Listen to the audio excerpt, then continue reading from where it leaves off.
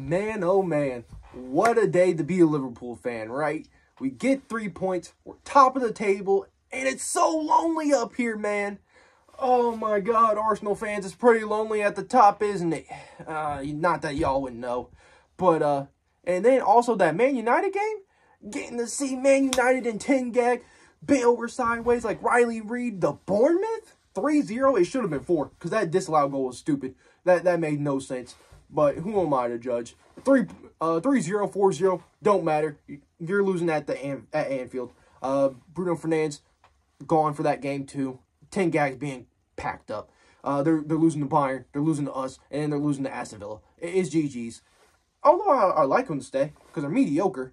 But yeah, he won't be here much longer. After 10 goes past him against Liverpool, he's cooked. He's cooked. But let's talk about the Liverpool game. Liverpool, top of the league, 3 points. Was a very, very ugly game. Poor performance. I didn't get to see the game because I was driving, taking my grandma to the airport. But Endo sucks, dude. Get him out of here. And Endo is god-awful. I don't know what we saw in him at Stuttgart to think that he could be a Premier League level player. And he fooled me too. He actually fooled me.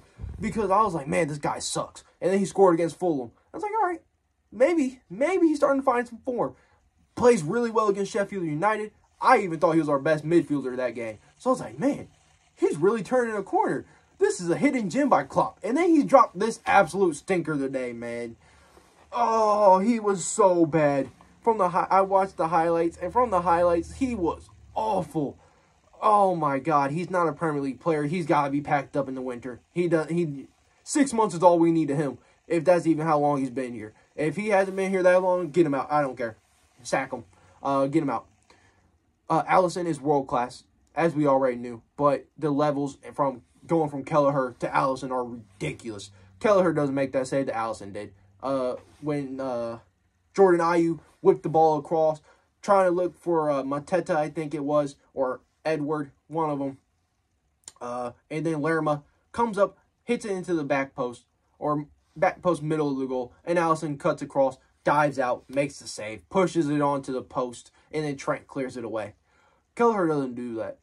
The confidence that we all have, Liverpool fans and players and coach have in Alisson is just unmatched. He's the best keeper in the world.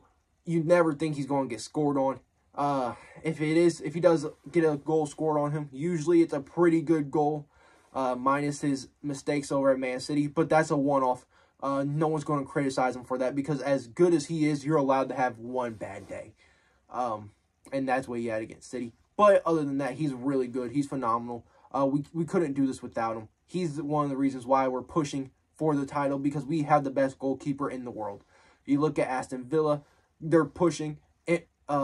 Amy Martinez is good, but he's not Alisson. Ederson is good, not Alisson.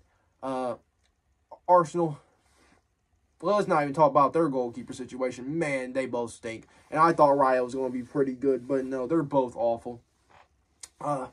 One thing I am proud of, though, from Liverpool about that game is that the mentality monsters are back. If I had to take away a positive outside of getting 3 points, is that the mentality monsters are back.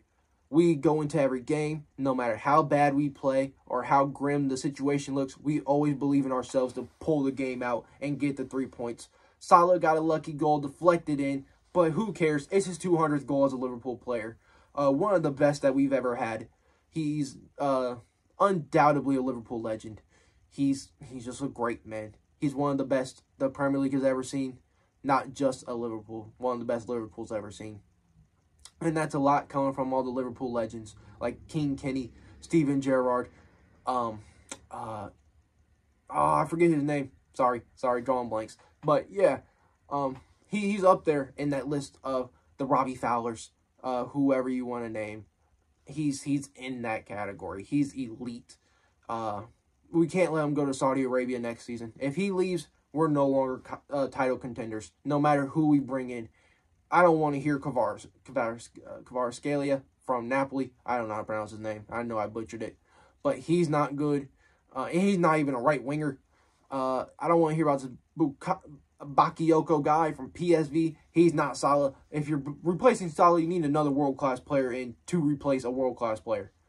But yeah, he got his 200th goal. And then Harvey Elliott, he came in and made a difference, scored the 91st minute. And what I've been trying to say is Harvey Elliott is a right winger. He's not a center mid. That movement that he made to score that goal, coming in off the right, cutting in, whipping the ball in with pace and power, that's right winger movements. When Salah goes to AFCON, he has to fill that right wing role. I don't want to see Ben Doik. I don't want to see Nunez out there and then Hakpo in the middle. I don't want to see Luis Diaz out on the right. Whatever. It has to be Harvey Elliott because he is a right winger. That's what we should be playing him as. When Salah needs a rest, it has to be Harvey Elliott. He's not a midfielder. I don't know why we keep trying to force this onto him when he's clearly showing that he has right winger attributes. And that's what he was doing so well in the championship for Blackburn Rovers. Klopp's doing really well. I don't think I could blame him too much for the team's performance. I think it was just a bad day. But when you get to 3 points, coming back like that, it's fine. You're allowed to have one of those. But I don't want this to be a habit. That's what I'm a little concerned about. Happen against Fulham, happen again against Crystal Palace. Let's not make a habit of this Klopp. Let's go out there, secure some of these wins a bit sooner, like we did at Sheffield United again. That was a late goal to make it more comfortable. We can't be doing that, I don't think. I think we have to keep that we have to shore up these games a little bit sooner than what we are. Even if we're not as dominant, I'd rather see us be 2-0 up and then concede a goal in the 90th minute to make it 2-1, opposed to needing a goal in the 90th minute to win the game.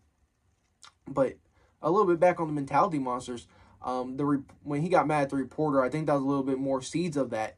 I think it was a little bit ridiculous that he got that mad at the reporter for just making a joke about us playing at 12:30 again, kickoff time, and some of the injuries and some of the times that he's complained. Wasn't anything too serious, but I think it was, in part, just Klopp being Klopp, having that underdog mentality of you know, the world's against us, because that's just what the culture is at Liverpool. The world is against us. It's us against everybody else. We have to have this chip on our shoulder. And most of the players that Liverpool have brought in over the course of Klopp's reign have all had chips on their shoulder. Trent was an academy player, had a chip on his shoulder to try and prove himself. Alisson was a really good goalkeeper at Roma, but trying to had that chip on his shoulder to become world class. Same with Mo Salah, Sadio Mane. The list can go on and on and on. But overall, great game. Not great game, great result. Top of the league. 7 points away from City as of now with a game in hand for us. What is it? 1 point ahead of Arsenal, 2 points ahead of Aston Villa. Really good day. Anytime you're top of the league, you can never be too mad about it. Let me know what you guys think in the comment section below. And the next video, we'll talk about Aston Villa versus Arsenal and the rest of the games. I'll see you guys later.